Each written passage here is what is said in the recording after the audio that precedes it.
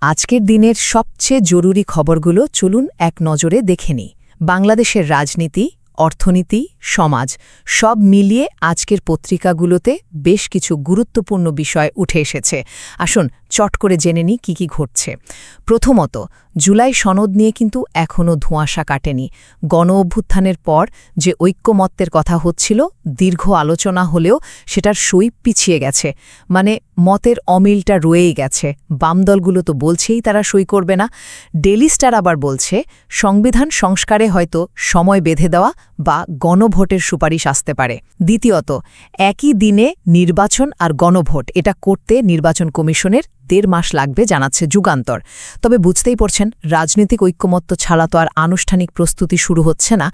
দেখা যাক কি হয়। তৃতীয়ত, চট্টগ্রাম বন্দরের ৩টা বেশ গুরুত্বপূর্ণ টার্মিনাল মানে লালদিয়া, নিউ মুরিং আর পাঙ্গাও, এগুলো বিদেশি কোম্পানির হাতে চলে যাচ্ছে পরিচালনার জন্য ২৫ থেকে ৩০ বছরের জন্য। বিজনেস স্ট্যান্ডার্ড বলছে ডিসেম্বরের মধ্যেই চুক্তিটা হয়ে যাবে। এ নিয়ে কিন্তু একটু উদ্বেগও আছে। চতুর্থত, একটা বেশ বড় খবর। জুলাই গণ-অভ্যুত্থান আর তার আগের কিছু ঘটনায় সাবেক প্রধানমন্ত্রী শেখ হাসিনা সহ মোট ৯৪ জনের বিরুদ্ধে ১০টা মামলায় আনুষ্ঠানিক অভিযোগ গেছে আন্তর্জাতিক অপরাধ ট্রাইব্যুনালে। প্রথম আলো জানাচ্ছে এটা। আবার সেনা হেফাজতে থাকা ১৫ জন কর্মকর্তাকে কোর্টে আনার কথাও হচ্ছে। কালের কণ্ঠ বলছে এ নিয়ে ব্যাপক আলোচনার মধ্যেই সেনাবাহিনী কিন্তু ন্যায়ের পক্ষে থাকার কথাই বলছে। সবশেষে আরও কয়েকটা জরুরি খবর শুনে নিন। অর্থনীতির দিক থেকে দেখলে বণিক বার্তা বলছে এপ্রিল-জুনে সরাসরি বিদেশি বিনিয়োগ বা এফডিআই এক ধাক্কায় ৬১% কমে গেছে। আবার নিউ এজ জানাচ্ছে সরকারি বিশ্ববিদ্যালয়গুলো টাকার অভাবে গবেষণায় পিছিয়ে পড়ছে। আর হ্যাঁ, মানবজমিন জানাচ্ছে বেতন ভাতার দাবিতে বেসরকারি শিক্ষকরা যে আন্দোলন করছিলেন, সেখানে পুলিশি অ্যাকশনের পর তারা এখন দেশজুড়ে কর্মবিরতির ডাক দিয়েছেন। আজকের আলোচনা শুরু করা যাক। আজ ১২ই অক্টোবর ২০২৫ রবিবার। আমরা আজকেও বিভিন্ন পত্রিকার পাতায় একটু চোখ বোলাব, দেখব দেশের গুরুত্বপূর্ণ খবরগুলো কি বলছে। অবশ্যই, হাতে তো বেশ কয়েকটা সোর্স আছে মনে হচ্ছে। হ্যাঁ, BBC Bangla, Daily Star, Jugantor, Prothom Alo, Naya Diganta, Kaler Kantho আরও আছে। বিজনেস স্ট্যান্ডার্ড, বণিক বার্তা, নিউ এজ, মানবজমিন, তালিকাটা লম্বায়। ঠিক। মূল বিষয়গুলো ধরুন, জুলাই সনদ নিয়ে যে পরিস্থিতি, কিছু সেনা কর্মকর্তার বিচার প্রক্রিয়া, আবার ধরুন বন্দরের কার্যক্রম। বিদেশিদের হাতে তুলে দেওয়ার খবরটা, তাই না? হ্যাঁ, ওটা। আর দেশের অর্থনীতি, সমাজেরও কিছু চিত্র দেখব। বেশ, তাহলে শুরু করা যাক। চলুন গভীরে যাই। প্রথমেই জুলাই সনদ। বিবিসি বাংলা বলছে সনদটা ফাইনাল হয়েছে ঠিকই, কিন্তু এর বাস্তবায়ন নিয়ে দলগুলোর মধ্যে মতপার্থক্য নাকি এখনও কাটেনি। আচ্ছা। সেজন্য সই করার তারিখটা পিছিয়ে গেছে। আর একটা ইন্টারেস্টিং ব্যাপার হলো, সনদে নাকি বিভিন্ন দলের নোট অফ ডিসেন্টও থাকছে। মানে ভিন্ন মতগুলো রেকর্ড করা হচ্ছে। হ্যাঁ, বাম দলগুলো তো আপত্তি সহ সই করবে না বলেই দিয়েছে। আর বিএনপি, জামায়াত, ওরা চূড়ান্ত ভাষ্য দেখে তারপর জানাবে বলছে। এর সাথে ডেইলি স্টারের একটা খবর মেলানো যায় কিন্তু। কি রকম? ওরা বলছে জাতীয় ঐক্যমত্য কমিশন একটা প্রস্তাব নাকি ভাবছে। কি প্রস্তাব? যে আগামী সংসদ মানে প্রথম ৩-৪ মাস সংবিধান সংস্কার পরিষদ হিসেবে কাজ করবে। ও, এটা তো বেশ বড় একটা পদক্ষেপ হতে পারে। হ্যাঁ, এমনকি একটা গণভোটেরও কথা নাকি ভাবা হচ্ছে। মানে জনগণের সমর্থন চাওয়া হতে পারে এই পুরো ঐক্যমত্যের ব্যাপারে। কিন্তু গণভোট আর নির্বাচন যদি একই দিনে হয়, যুগান্তর বলছে ইসির তো তাহলে সময় লাগবে। কতটা সময়? অন্তত ১.৫ মাস। মানে নতুন ব্যালট বাক্স, ভোটকেন্দ্র বাড়ানো, লোকবল, বিশাল আয়োজন। সেটা ঠিক।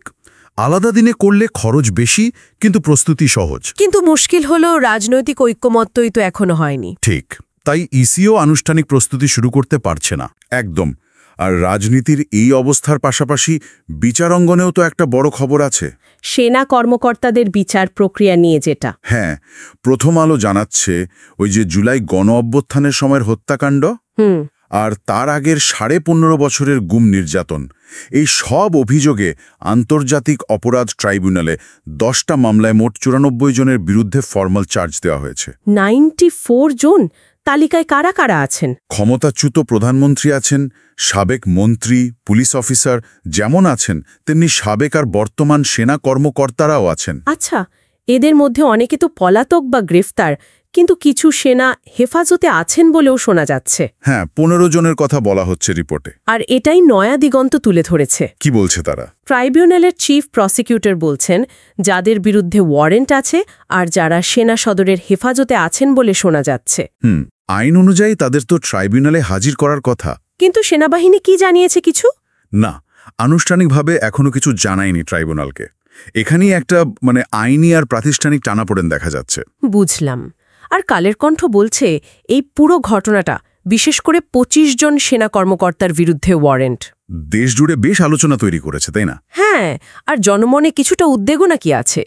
যদিও সেনাবাহিনী বিবৃতি দিয়ে বলেছে মনোবলে প্রভাব পড়লেও তারা ন্যায়ের পক্ষেই থাকবে। পরিস্থিতিটা বেশ সংবেদনশীল, বোঝাই যাচ্ছে। এই বিচার আর রাজনীতির জটিলতার বাইরে অর্থনীতি আর সমাজেও তো কিছু ঘটছে। অবশ্যই। যেমন ধরুন বিজনেস স্ট্যান্ডার্ডের খবরটা। কোনটা? বন্দরের টার্মিনাল নিয়ে। হ্যাঁ, চট্টগ্রাম বন্দরের 3টে terminal, Laldia, new mooring container আর ঢাকার পাঙ্গাও টার্মিনাল। বিদেশি কোম্পানিকে পরিচালনার দায়িত্ব দেওয়ার কথা চলছে 25-30 বছরের জন্য। ঠিক, ডিসেম্বরের মধ্যেই নাকি চুক্তি হতে পারে। এটা নিয়ে কিন্তু বেশ উদ্বেগও আছে। এই সিদ্ধান্তের পেছনে অন্য কোনো কারণ, বণিক বার্তার একটা খবর দেখলাম এফডিআই নিয়ে। হ্যাঁ, ওটা বেশ গুরুত্বপূর্ণ। কি বলছে তারা?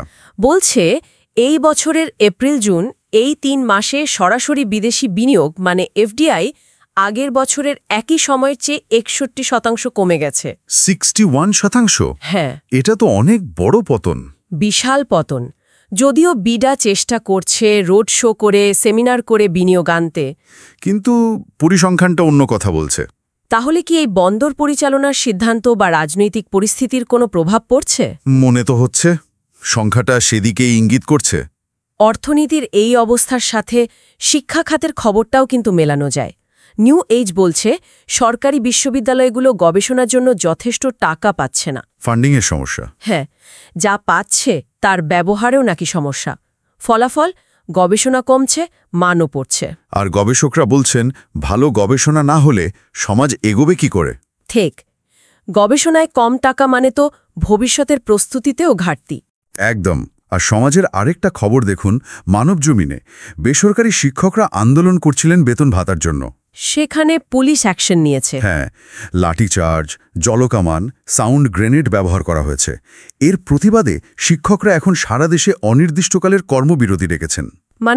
শিক্ষকরা রাস্তায়, আবার সেখানে এমন ঘটনা, এটা তো সামাজিক অস্থিরতারই ইঙ্গিত। আজকের সব খবর যদি একসাথে দেখি, ছবিটা কিন্তু বেশ জটিল লাগছে। একদিকে রাজনৈতিক আর বিচারিক টানাপোড়ন চলছে, জুলাই সনদ, সেনা কর্মকর্তাদের বিচার।